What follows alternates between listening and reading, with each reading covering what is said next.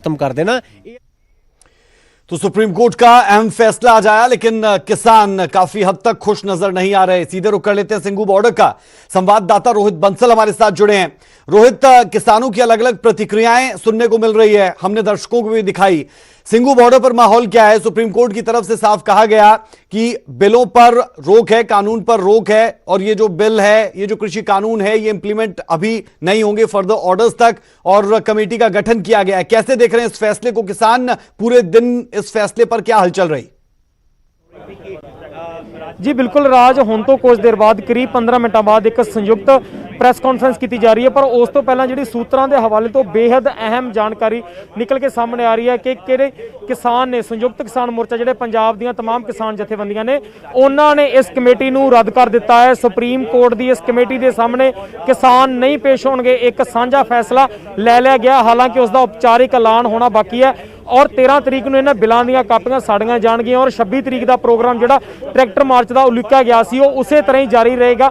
इस चीज़ के फैसले फिलहाल लै ले गए ने, पर इसके ऐलान हुण तो कुछ देर बाद होने ने। तुसीं देख सकते हो मेरे पिछे जिहड़ा तुसीं हाल तुहानूं नज़र आ रहा है, इसे हॉल दे विच ही जिहड़ी किसान आगूआं दी मीटिंग चल रही है, और करीब 15 मिनटों बाद जिहड़े किसान आगू ने, पंजाब के किसान आगू ने, वो एक मीटिंग नूं संबोधन करनगे, एक प्रैस कॉन्फ्रेंस नूं संबोधन करनगे, जिस दे विच इन्हां सारियां चीज़ां दा ऐलान किया जाएगा। और ऐलान की ने कि असीं इन्हां कमेटियां नूं रद्द करदे हां, किसान सुप्रीम कोर्ट की इस कमेटी के सामने पेश नहीं होणगे।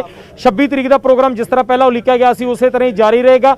13 तरीक को इन्हां तिन्ने बिलों दी कापियां लोहड़ी के दिन साड़ियां जाणगियां। बेहद अहम फैसले किए जा सकते हैं, जिहड़े हुण तो कुछ देर बाद ऐलान कर दिए जाएंगे, पर फिलहाल सूत्रों के हवाले तो बेहद अहम जानकारी है जो इस मीटिंग विचों निकल के सामने आ रही है। हालांकि अज की जो मीटिंग है पंजाब की मीटिंग है, और जो कल की मीटिंग की गल करिए तो कल एक होर मीटिंग की जाएगी, जिस दे विच देश भर दी जिहड़ियां किसान जथेबंदियां उस मीटिंग विच हिस्सा लैणगियां।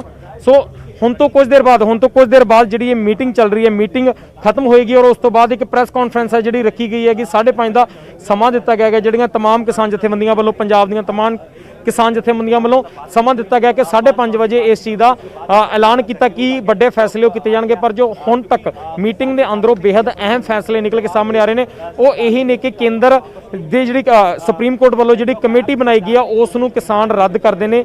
कमेटी के सामने किसान पेश नहीं होंगे। जी राज। और रोहित, हम देख रहे थे कि जिन लोगों को इस कमेटी में रखा गया है उस पर भी कुछ लोग सवाल खड़े करते हुए नजर आते हैं। क्या सिंघू बॉर्डर पर भी किसानों की तरफ से, किसान नेताओं की तरफ से उन 4 सदस्यों पर सवाल उठाए जा रहे हैं?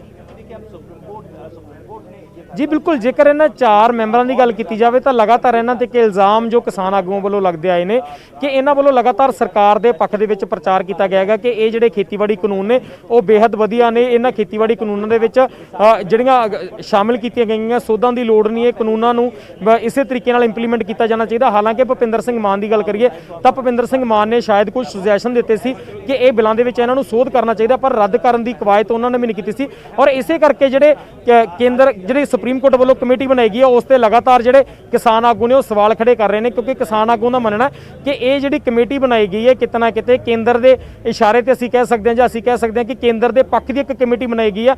और इत्थों तक कि जो जगमोहन सिंह जी नाल असीं गल कर रहे थे तो उन्होंने कहा कि निकम्मे शब्द उन्होंने यूज़ किया कि निकम्मे मैंबर ने पूरी कमेटी के विच, असीं इस कमेटी नूं नहीं मानते। इत्थों तक जो शब्दों की वरतों हो जाए तो तुसीं इस तो सहज अंदाजा ला सकते हो कि ये कमेटी नूं केंद्र किसानों द्वारा रिजेक्ट कर दिता गया। जी राज। बेहद शुक्रिया इस जानकारी के लिए, और इंतजार रहेगा कि जब ये बैठक खत्म होती है और किसान नेता जो भी बैठक में मशगूल हैं बाहर निकलते हैं, उसके बाद वो क्या जानकारी देते हैं और किस निष्कर्ष पर वो पहुंचते हैं कि आगे इस आंदोलन को कैसे वो किस अंजाम पर ले जाने वाले हैं। क्या यहां से इस आंदोलन को कम किया जाएगा, किसी और जगह पर शिफ्ट करने के लिए वो काम करेंगे, या फिर यहां से वापस अपने घरों की तरफ किसान जाएंगे, जो लगता नहीं है। बहरहाल इंतजार रहेगा इस बैठक के खत्म होने का। उसके बाद 5:30 बजे प्रेस कॉन्फ्रेंस होगी, वो भी अपने दर्शकों को हम दिखाएंगे, और उस दौरान क्या कुछ किसान संगठनों के नेता कहते हैं उस पर रहेगी नजर।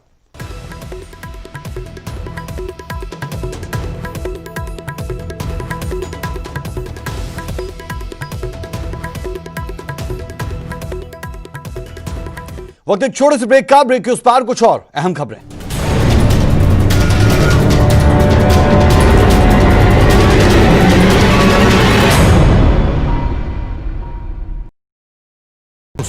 न्यूज़ 18 को फिर बनाया नंबर 1।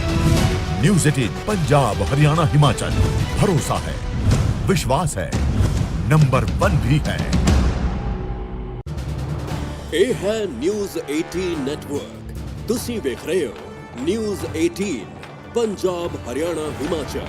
ਸਾਡੀ ਪਹੁੰਚ ਤੁਹਾਡੀ ਤਾਕਤ।